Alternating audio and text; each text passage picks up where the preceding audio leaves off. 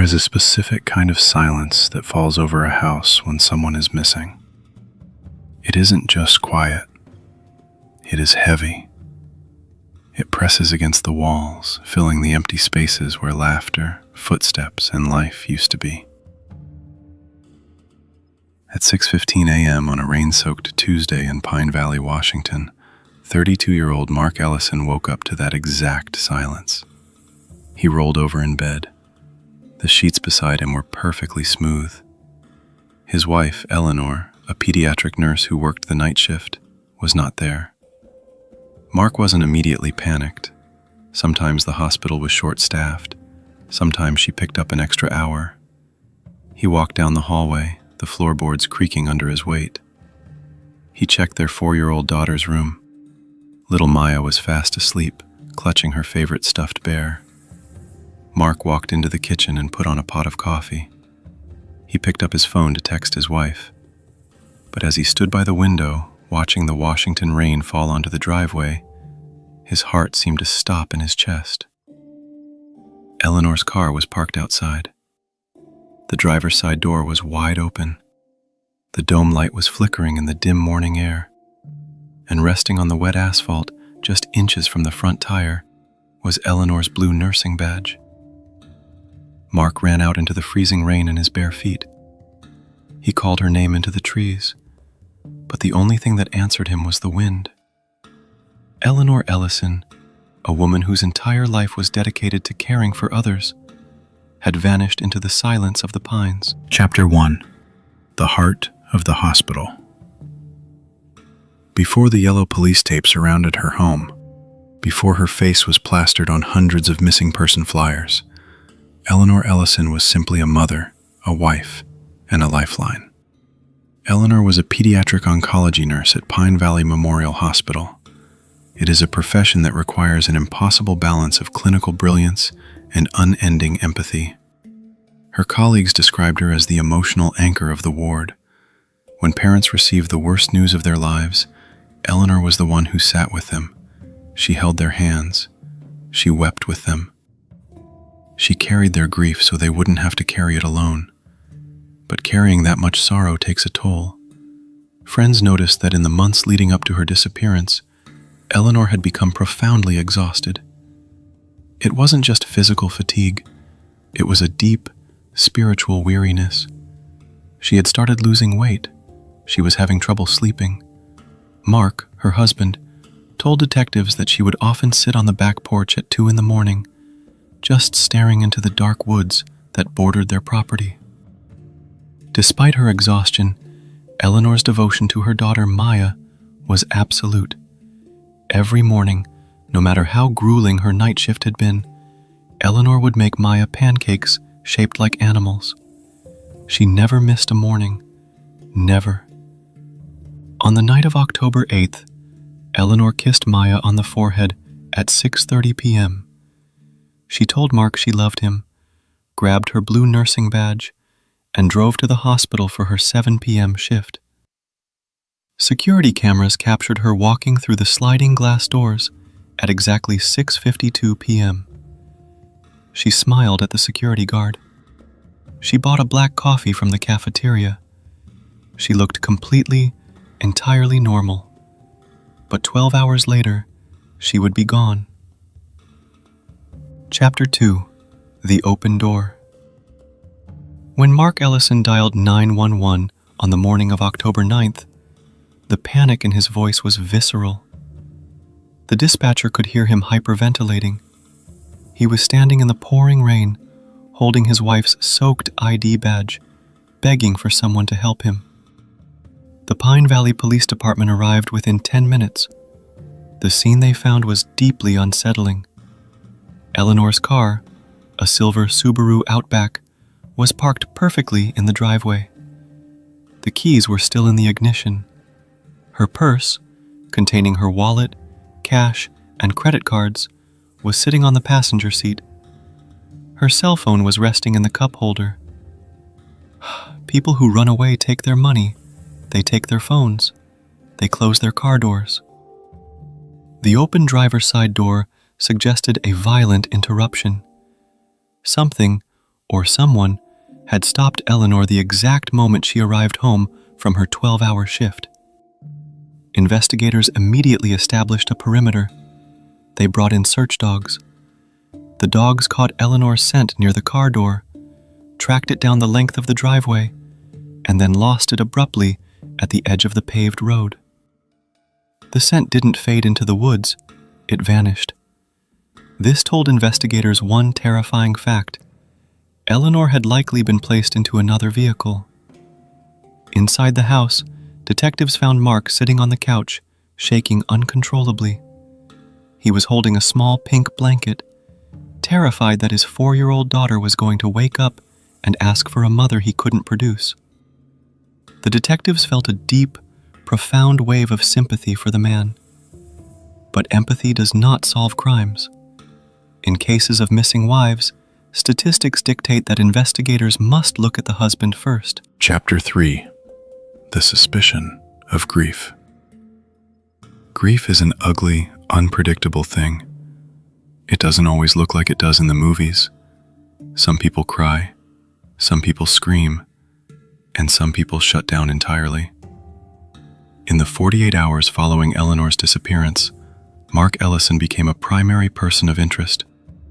His behavior was erratic. He refused to eat. He would pace the length of his living room for hours, muttering to himself. When detectives interviewed him, his answers were disjointed. He couldn't remember the exact time he went to bed. He couldn't remember if he had locked the front door. To a seasoned detective, extreme confusion can sometimes look like deception. Police dug into the couple's finances and personal lives. They were looking for the cracks that usually precede a tragedy. They looked for infidelity. They looked for hidden debt. They looked for domestic disturbance calls. But they found absolutely nothing. Mark was a high school history teacher. Their bank accounts were modest but stable. Their neighbors described them as a loving, quiet couple. Detectives pulled Mark's cell phone records and matched them against the GPS data in his car. The data proved that Mark had not left his house the entire night. His phone remained plugged into the charger on his nightstand. Furthermore, the timeline was impossibly tight. Security footage from a traffic camera near the hospital showed Eleanor driving home at 6:10 a.m. Mark called 911 at 6:15 a.m. He had exactly 5 minutes to commit a flawless abduction, hide a body, and fake a panic attack for the 911 operator. It was impossible. Mark Ellison wasn't a killer. He was a broken man living through a nightmare. With the husband cleared, the investigation turned outward. If the threat didn't come from inside the house, it had to have followed her home. Chapter 4. The Angry Father. Detectives shifted their focus to Eleanor's workplace. Pine Valley Memorial Hospital was an environment charged with extreme emotion. Nurses in the pediatric oncology ward deal with desperate, grieving people every single day.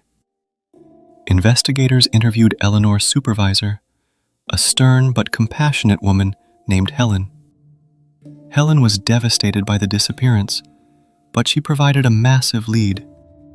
2 weeks prior, Eleanor had been involved in a devastating incident at the hospital. A 7-year-old boy had passed away after a brutal battle with leukemia. The boy's father, a man named David Vance, had not handled the loss well. Grief had twisted into blind, terrifying rage. David blamed the nursing staff for his son's death. He blamed Eleanor specifically, claiming she had missed a vital sign during a critical shift. The hospital had officially cleared Eleanor of any wrongdoing, but David didn't care about official reports. Witnesses stated that David had caused a scene in the hospital lobby, screaming at Eleanor, pointing his finger in her face, and threatening that she would feel what it's like to lose everything. It was a chilling statement. Detectives immediately pulled David Vance's background file. He had a history of assault. He owned a dark green SUV, and he lived less than 3 miles from Eleanor's house. Police located David at a local bar on the afternoon of October 10th.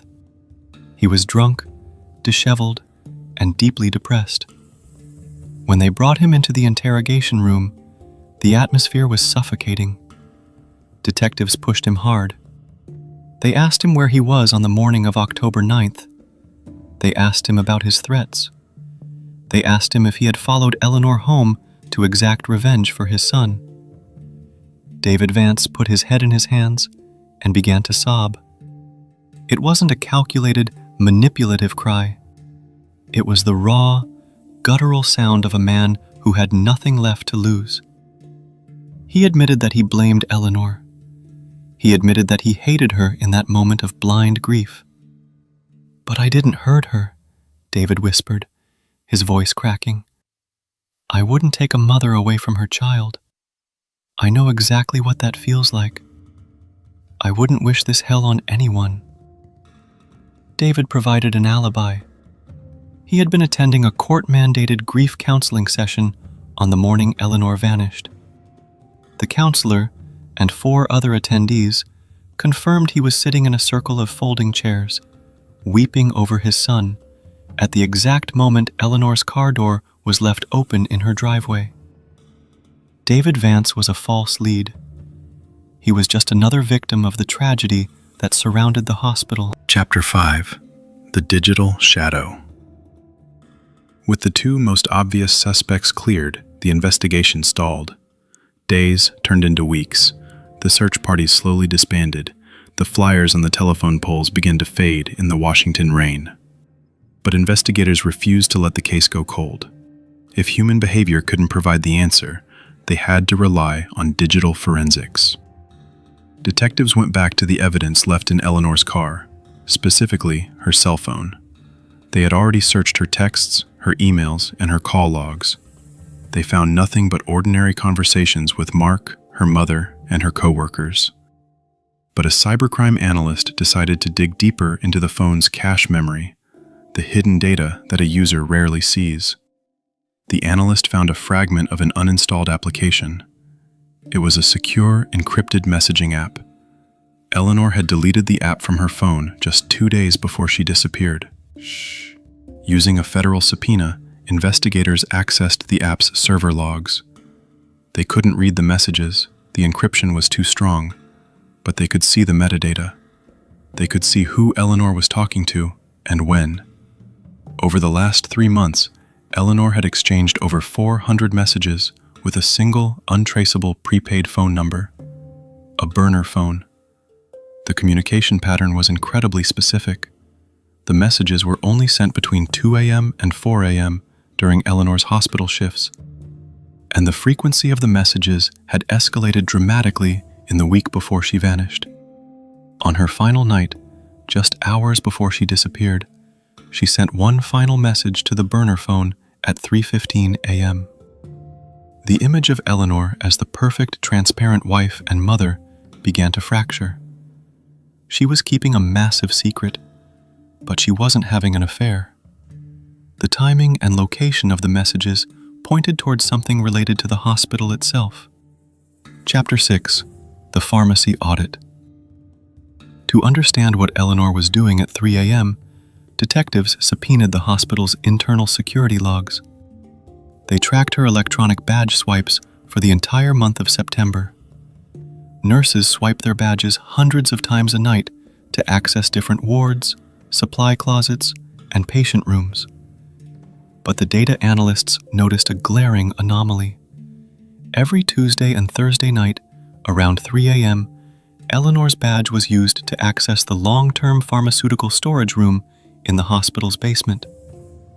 The pediatric oncology ward was on the 4th floor. There was absolutely no clinical reason for Eleanor to be in the basement pharmacy. Detectives brought in an independent medical auditor. They asked for a complete inventory check of the basement storage. It took 3 days of meticulous counting, comparing the digital inventory against the physical bottles on the shelves. The results were staggering. Over the past 6 months, Nearly $50,000 worth of high-grade liquid fentanyl and specialized sedatives had vanished from the basement storage. The inventory system had been cleverly manipulated to hide the missing stock. Was Eleanor Ellison a drug thief? Was the saint of the pediatric ward stealing narcotics to sell on the black market? It didn't fit her profile. It didn't fit her financial records. She and Mark were still driving a 7-year-old car and struggling to pay off student loans. If she was selling $50,000 worth of drugs, where was the money? Chapter 7. The Friendship Contradiction. Detectives needed to look closer at Eleanor's co-workers. They needed to find the missing link between the stolen drugs, the burner phone, and Eleanor's disappearance. They focused on Sarah Jenkins. Sarah was another nurse on the pediatric ward. She and Eleanor were inseparable.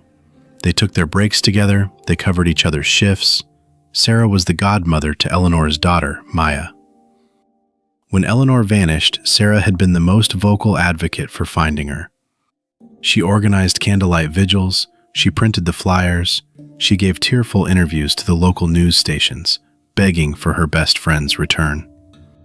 But investigators had learned that grief can be a mask. They pulled Sarah Jenkins' financial records. Unlike Eleanor, Sarah was swimming in unexplainable cash. Despite making a standard nursing salary, Sarah had recently paid off her mortgage in a single lump sum. She had purchased a brand new luxury SUV in cash. The pieces were falling into place. But detectives still had a problem. The badge swipes in the basement pharmacy belonged to Eleanor, not Sarah. Why would Eleanor steal the drugs only for Sarah to reap the financial rewards? Chapter 8. The Confrontation Reconstructed. Investigators brought Sarah Jenkins into the precinct. They didn't arrest her, they simply asked her to clarify some financial discrepancies. Sarah walked into the room radiating confident grief. She wore a black sweater, she carried a tissue. The lead detective sat across from her. He didn't yell, he spoke in a quiet, measured tone. He laid down the photos of her new SUV. He laid down the bank statements showing massive cash deposits. Then, he laid down the electronic badge records showing Eleanor accessing the basement pharmacy. Sarah stared at the documents. Her confident grief evaporated, replaced by a cold, rising panic. The detective leaned forward. Eleanor wasn't stealing those drugs, Sarah. You were. He laid out the theory. Sarah had been secretly copying Eleanor's badge access. Sarah was going to the basement at 3 a.m. while Eleanor was busy caring for patients on the 4th floor. Sarah was stealing the fentanyl, selling it, and letting the digital footprint point directly at her best friend. But Eleanor was brilliant. She had noticed the discrepancies. She noticed her badge was missing from her locker for brief periods. Eleanor had bought a burner phone to investigate her own best friend without alerting the hospital administration. She wanted to be sure before she ruined Sarah's life. On the night of October 8th, Eleanor finally found the proof. She sent that final encrypted message to the burner phone, a message meant for Sarah, a message demanding a meeting. Chapter 9. The Confession of a Friend. The interrogation room was entirely silent. Sarah Jenkins looked at the detective. The psychological pressure of her secret was too heavy to carry anymore. Tears began to stream down Sarah's face. Not the performative tears she had cried for the news cameras. These were the agonizing tears of true, irredeemable guilt. Sarah confessed. She admitted she had been stealing the drugs. She admitted she had used Eleanor's badge to cover her tracks. She thought she was so smart.